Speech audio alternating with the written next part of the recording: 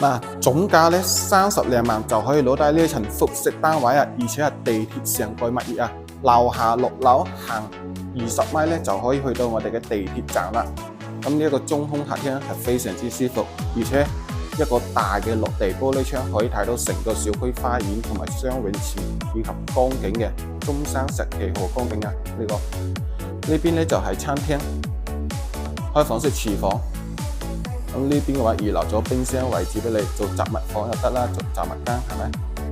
呢度乾濕分離嘅洗手間超級之大。OK， 我哋上翻2樓睇下。